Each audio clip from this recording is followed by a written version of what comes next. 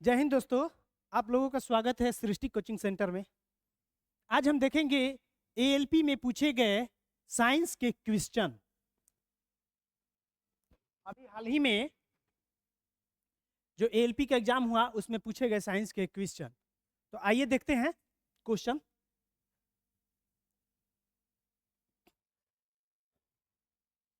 Thyroxine hormone के संश्लेषण के लिए थायराइड ग्रंथि को किस तत्व की आवश्यकता होती है? ऑप्शन में है कैल्शियम, सोडियम, पोटेशियम, आयोडीन। तो इसका आंसर होगा आयोडीन। ठीक है, इसका आंसर होगा आयोडीन। इसमें एक थायरोक्सिन हार्मोन होता है। ठीक, इसमें एक थायरोक्सिन हार्मोन होता है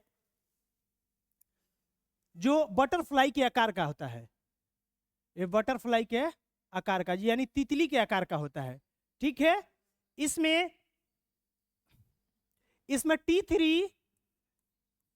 T3 और T4, ठीक है, इसमें T3 और T4 हार्मोन, ये जो T4 हार्मोन है ये ही आयोडीन का स्राव करता है।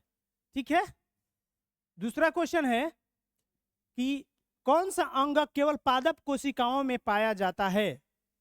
ऑप्शन है हरित लवक, केंद्रक, लयनाकाय, सूत्रकणिका। तो इसका आंसर होगा हरित लवक। यानी कौन सा अंग केवल पादप कोशिका में पाया जाता है? तो हरित लवक। ठीक है, हरित लवक। नेक्स्ट क्वेश्चन है निम्नलिखित में से कौन सा विकल्प ठोस पदार्थों के गुणों को नहीं दर्शाता है? वाष्मय संयोजी ऊतक, उपास्थि, एरियोल संयोजी ऊतक, रक्त। तो निम्नलिखित कौन सा ठोस पदार्थों के गुण को नहीं दर्शाता है? तो देखिए, ये जो है संयोजी ऊतक है, ये भी एरियल संयोजी ऊतक है, ये भी उपास्थि है। ये सारे लोग ठोस में पाए जाते हैं, लेकिन जो रक्त है ये तरल में पाया जाता है। ऐसे बोला जाता है कि रक्त एक तरल संयोजी ऊतक है, तो इसलिए इसका आंसर हुआ रक्त। आइए नेक्स्ट चलते हैं। क्या होता है जब मटर के पौधों में एक विकल्पी जोड़े के स्थान पर दो विकल्पी जोड़ों यानी लंबे बौने लक्षण तथा गोल झुर्रीदार लक्षण का अध्ययन करने के लिए संकरण कराया जाता है? संकरण मतलब क्रॉस। ठीक है, तो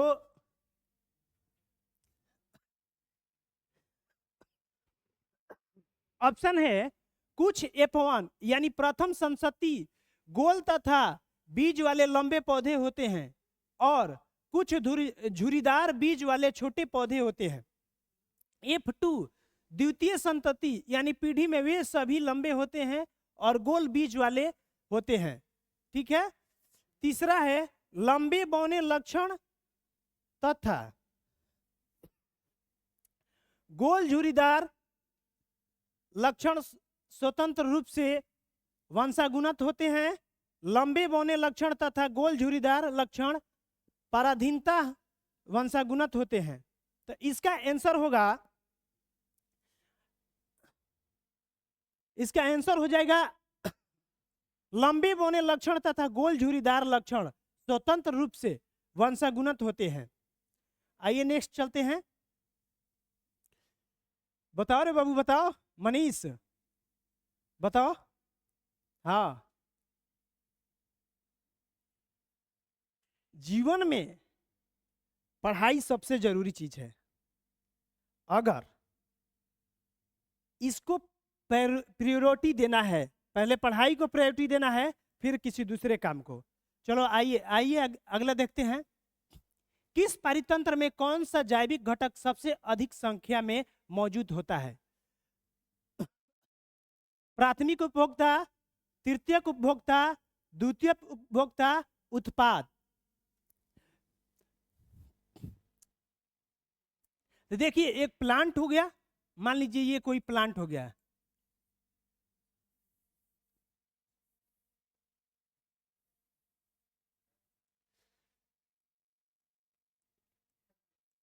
प्लांट, ये प्लांट हो गया, तो प्राथमिक एगो उपभोक्ता हो गया, ये हो गया एक द्वितीयक उपभोक्ता, ये हो गया तृतीयक उपभोक्ता। इसमें पीसी, इसमें एक हो गया पीसी और एक हो गया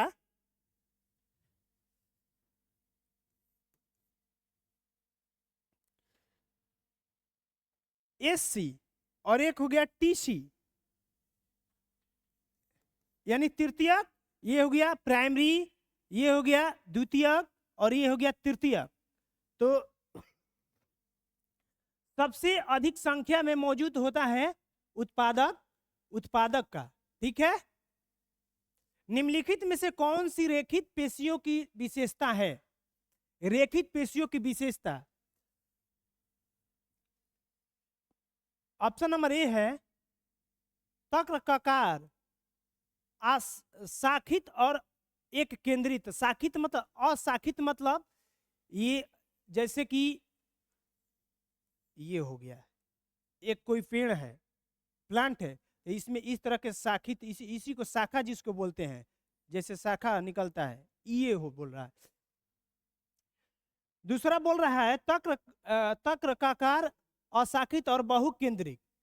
बेलनाकार, अशाखित और बहुकेंद्रिक।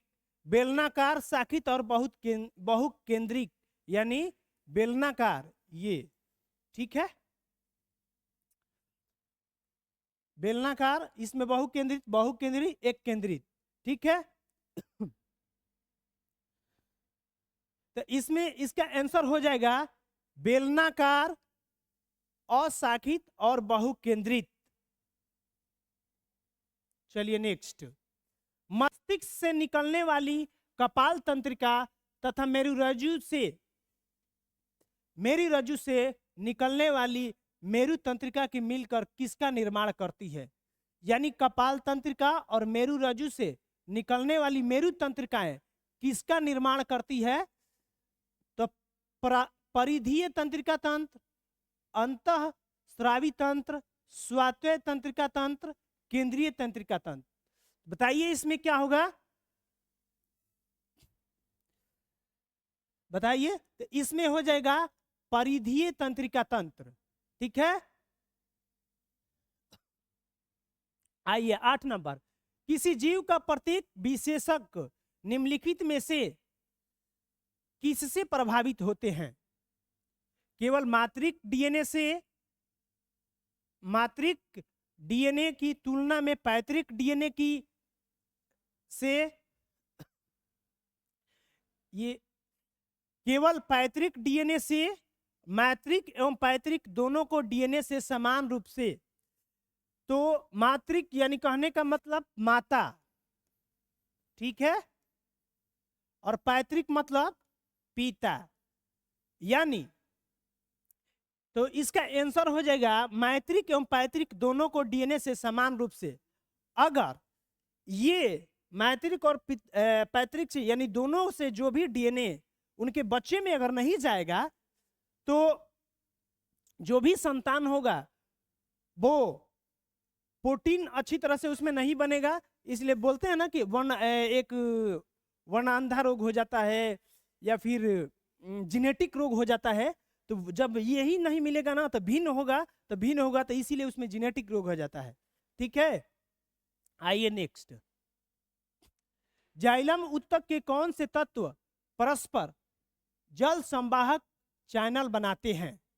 केवल वाहिकाएं, वाहिकाएं और जाइलम रेस से वाहिनिका, और जाइलम रेस से वाहिका और वाहिनिकाएं। बताइए इसमें, चलो बताओ सोनू, सोनू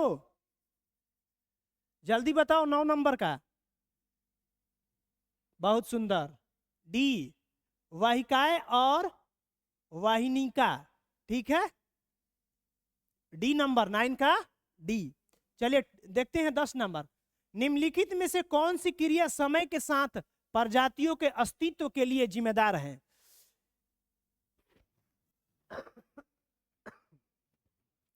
निम्नलिखित में से कौन सी क्रिया समय के साथ प्रजातियों के अस्तित्व के लिए जिम्मेदार है?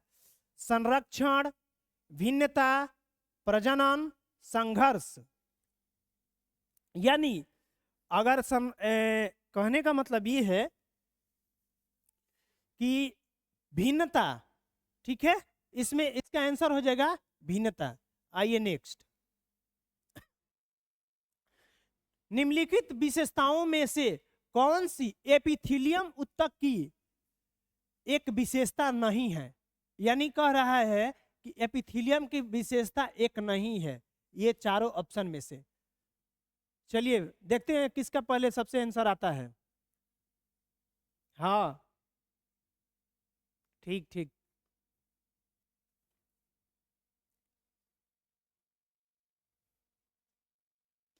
ठीक है ठीक है। आइए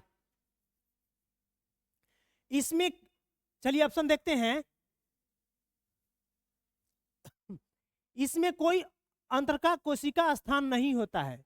इसमें बाह्य रेशेदार आधार झिल्ली द्वारा उसे नीचे रहने वाले ऊतकों से अलग किया जाता है। ठीक है, यह एक दूसरे से सटे होते हैं। यह शरीर के अधिकांश अंगों और गुहाओं को ढकते हैं। बताइए इसमें कौन होगा? इसमें बाह्य रेशेदार आधार झिल्ली द्वारा इसे नीचे रहने वाले ऊतकों से अलग किया जाता है। इसका आंसर होगा बी। ठीक है, चलिए 12 नंबर क्वेश्चन। निम्नलिखित में से कौन सा मूत्राशय के दाब को नियंत्रित करता है? यानी मूत्राशय के दाब को कौन सा नियंत्रित करता है? ठीक है, ब्रीक हो गया, तंत्रिका तंत्र हो गया, हृदय और रक्तचाप। बताइए इसमें से कौन सा होगा?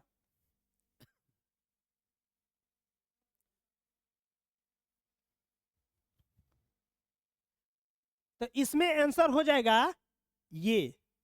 ठीक है, तंत्रिका तंत्र। ठीक है, जैसे कि ये मस्तिष्क का एक भाग होता है।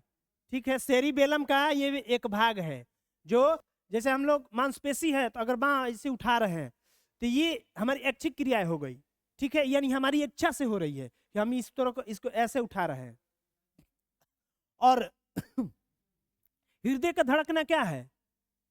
हृदय का धड़कना अनैच्छिक क्रियाएं हैं, ये हमारी इच्छा से नहीं हो रही है, ये हमेशा धड़क रही है। ठीक है, चलिए 13 नंबर क्वेश्चन देखिए। बताइए बताइए इसका आंसर जल्दी से। देख रहे हैं कौन बता रहा है? बताओ।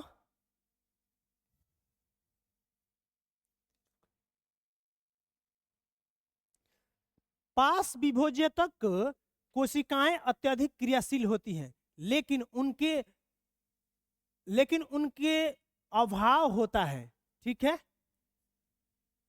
यानी इसमें कह रहा है कि किसका अभाव होता है? रसधानी का, बहुत अधिक कोशिका द्रव्य का, अस्पष्ट केंद्रक का, पतली कोशिका भीति का। बताइए किसका अभाव होता है?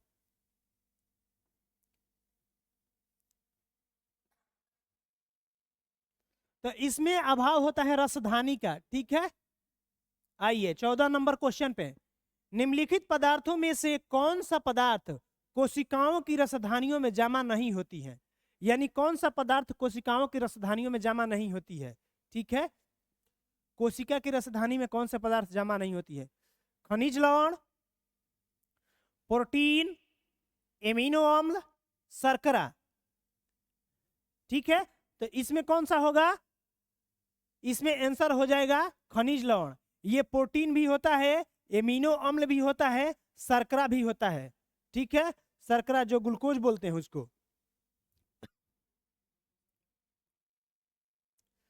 कोशिका में निम्नलिखित अभिक्रिया कहाँ होती है जो 6 कार्बन वाले अणु ग्लूकोज का 3 कार्बन वाले अणु में विखंडित करता है? अणु में विखंडन होता है। ठीक है, यह विखंडित करता है। बताइए, केंद्रक, माइटोकॉन्ड्रिया, गोल्गी काय, कोशिका द्रव्य। बताइए इसमें क्या होगा? तो इसमें हो जाएगा कोशिका द्रव्य। ठीक है, ये कह रहा है कि ग्लूकोज का छह अणु ये होता है, देख लो ग्लूकोज ये होता है ना सूत्र ग्लूकोज का C6H12O6। तो यही कह रहा है कि कार्बन के 6 अणु, ठीक है। और एक बोल रहा है कि कार्बन के 6 अणु और कार्बन के 3 अणु भी, ठीक ना। तो इसका हो जाएगा कोशिका द्रव्य। नेक्स्ट क्वेश्चन चलते हैं। कह रहा है कि सही विधान का चयन करें, यानी इसमें सही कौन है, ठीक है। तो इस एरोबिक प्रक्रिया में ऊर्जा का विमोचन अवायवीय प्रक्रिया की तुलना में बहुत अधिक होता है, ठीक है, यानी बहुत अधिक होता है। एटीपी खंडित हो जाता है जिससे एक एटीपी का फुल फॉर्म क्या होगा? एटीपी का फुल फॉर्म क्या होगा?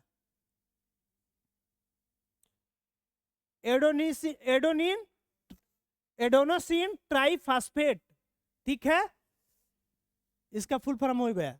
ऊर्जा उत्पन्न होती है जो कोशिका में होने वाली उष्माशोषी अभिक्रियाओं को संचालित कर सकती है। पाइरुवेट लैक्टिक अम्ल में परिवर्तित हो जाता है जो एक 3 कार्बन वाली अणु भी हैं।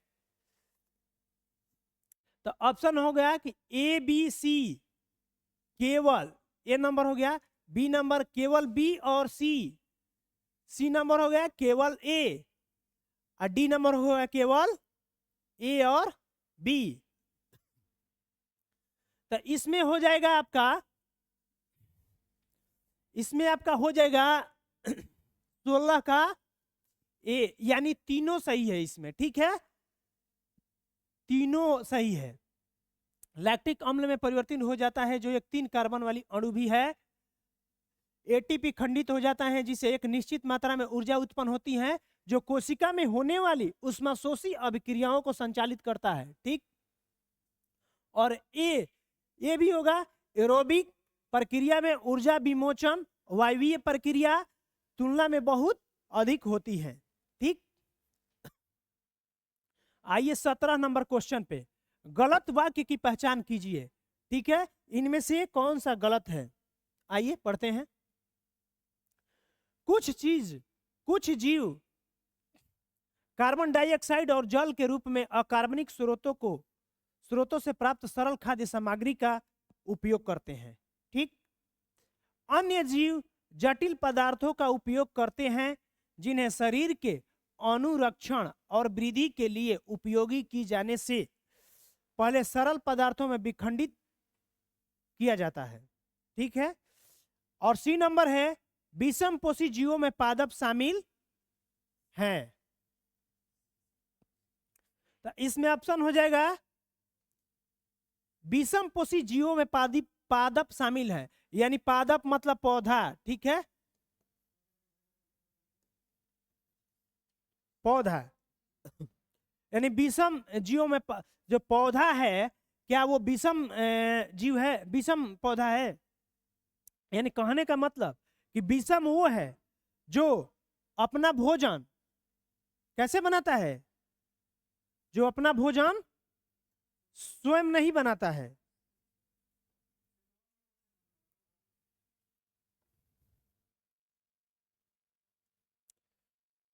यानी इसका आंसर होगा सी। आइए नेक्स्ट, फलों और बीजों में निम्नलिखित में से किस पादप हार्मोन की उच्च सांद्रता है? फलों और बीजों में तो ऑक्सीन, जिब्रेलिन, एब्सिसिक अम्ल, साइटोकाइनिन। तो इसका आंसर होगा साइटोकाइनिन।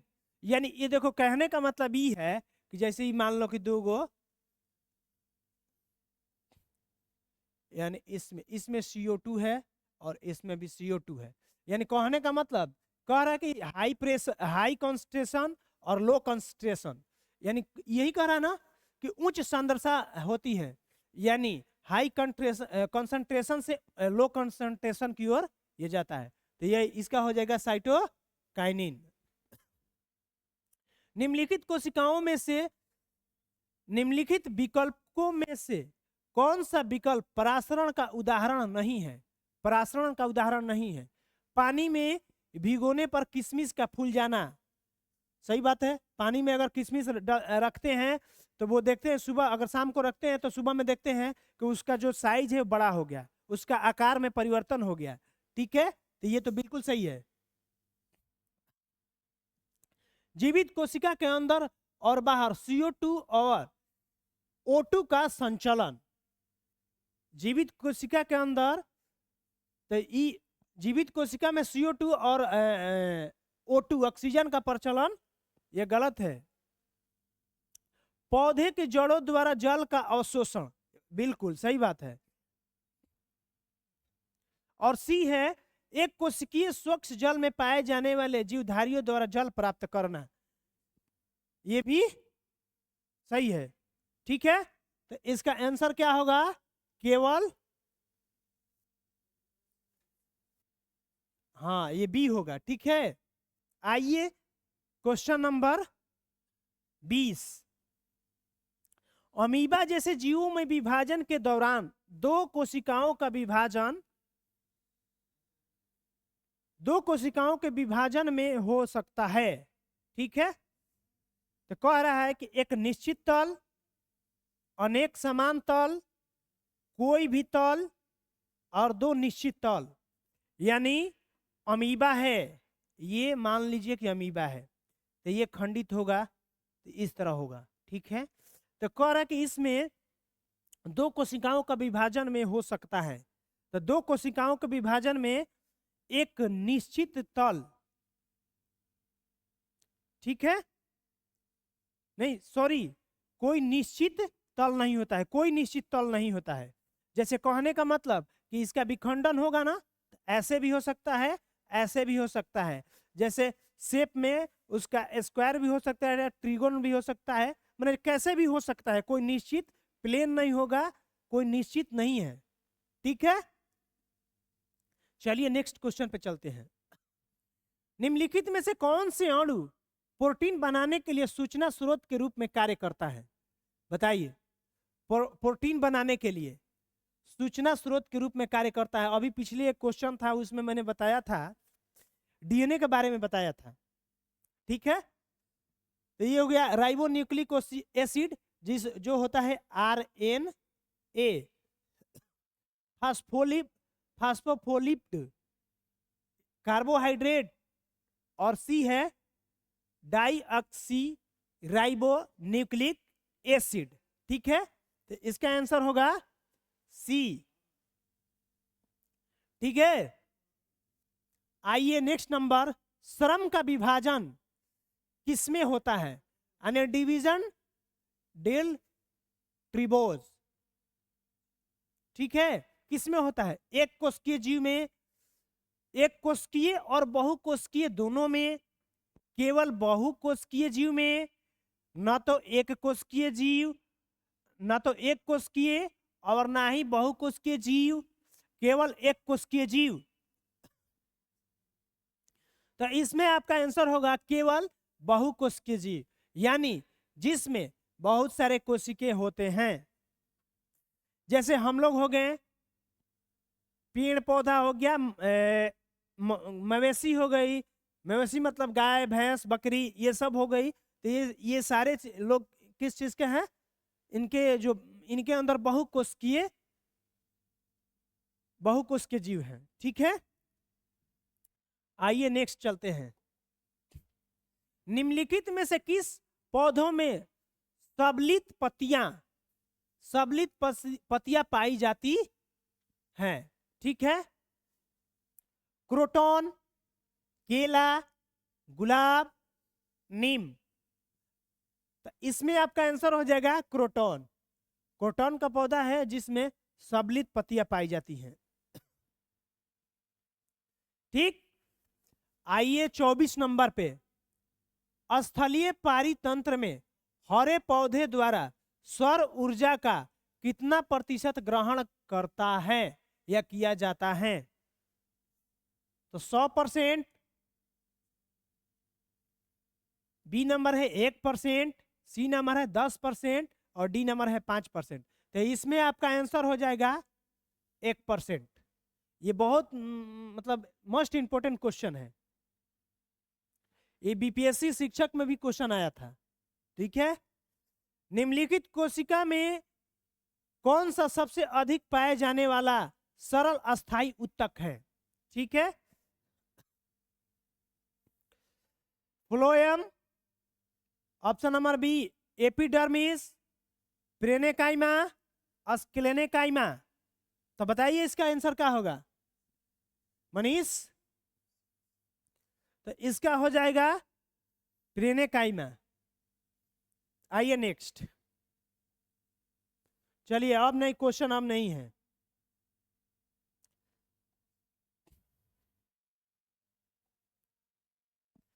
तो अब आज हम लोगों ने 25 क्वेश्चन का रिवीजन किया, और आप लोगों को अगर ये सेशन पसंद आया हो तो लाइक कीजिएगा, कमेंट कीजिएगा, ताकि हम इस तरह के सेशन और लाने का प्रयास करेंगे।